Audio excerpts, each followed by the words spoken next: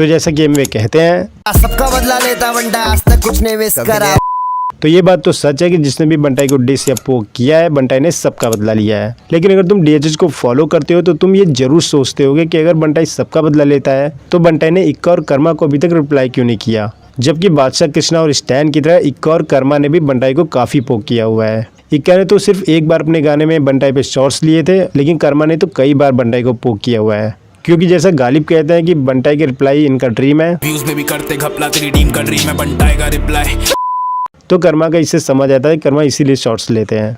इक्का ने एमवे के लिए अपने गाने में ये बोला हुआ है, तू गानों में नाचे शकीरा है क्या, अबे बैठ जा पे चीरा है क्या, अबे कल्लू मामा तू बगीरा है क्या, ये ऑर्गेनिक क्या खीरा है क्या। और कर्मा की बंटाई के लिए ये लाइंस थी, तब बंटाई ने कॉल मिला के बंटाई रिकॉर्ड्स में पूछा, बंटाई रिकॉर्ड हम कैसे तोड़े इनका, गए लाइव रोना धोना किया, पिछवाड़े एक दूसरे का चूम रहे थे। तो सवाल यह है कि बंटाई ने स्टैन, कृष्णा, रफ्तार, बादशाह सबको रिप्लाई किया हुआ है, तो कर्मा और इक्का को क्यों नहीं किया। तो आई थिंक इसके दो रीजंस हैं, और दोनों को ही बंटाई ने खुद ही अपने गानों में बताया हुआ है। पहला रीजन बंटाई का यह है कि बीफ पहले कोई सॉलिड वजह होनी चाहिए। बीफ मस्त लगता है जब वजह होती बात के पीछे, बीफ मस्त लगता है जब वजह होती बात के पीछे। तो जैसा बंटाई ने कहा कि बीफ तभी सही लगता है जब उसके पीछे कोई रीजन हो, तो इक्का से बंटाई का पास्ट में कभी कुछ था ही नहीं। इक्का का एमवे पे शॉर्ट्स लेना बिल्कुल ही फालतू था, जबकि अपने अर्ली डेज में बंटाई ने इक्का को शॉर्ट आउट भी दिया हुआ है। और सेम रीजन कर्मा के लिए भी है, कर्मा कभी कुछ था नहीं। दूसरा रीजन, बंटाई जानता है कि वो कहाँ स्टैंड करता है। उसकी ये लाइन सुनो, अपन को मालूम है अपन कहाँ पर है, इसलिए तो भाई तेरा चुप है।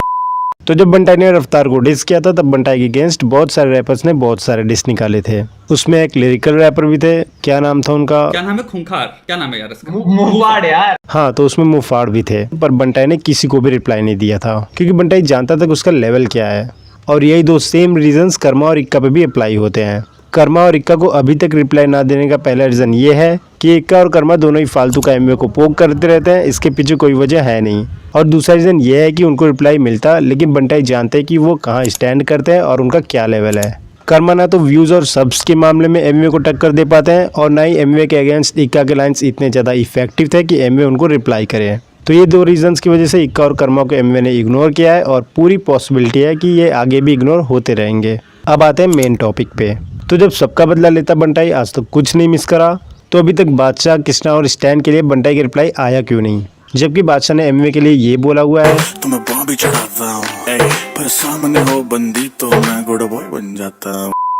कृष्णा ने कुछ इस तरीके से बंटाई को पोक किया हुआ है, आंटी नमस्ते, ऐसा है सामने घर पे कैसे सब, आंटी को बोलना सेंड मल्ला, नमस्ते आंटी। और स्टैन ने बंटाई के ऊपर कुछ ऐसे शॉट्स लिए हुए हैं,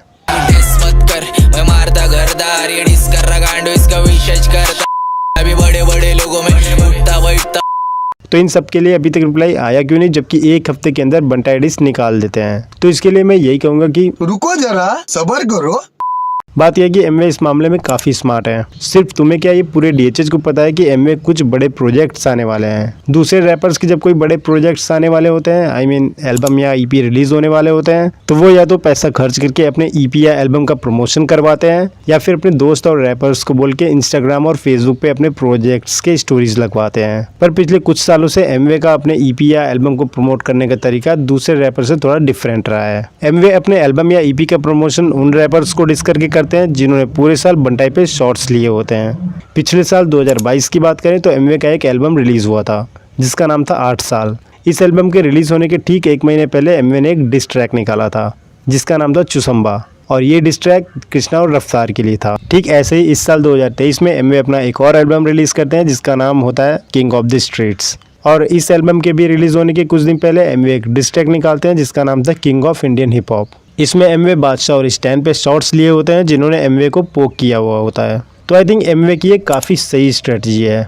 इससे एल्बम की हाइप भी बन जाती है और एमवे को पोक करने वालों को उनका रिप्लाई भी मिल जाता है। और वैसे भी जब पूरी इंडस्ट्री एमवे के अगेंस्ट है और पूरे साल कोई ना कोई रैपर एमवे पे शॉट्स लेता ही है, तो एमवे का ये तरीका काफ़ी फेयर है।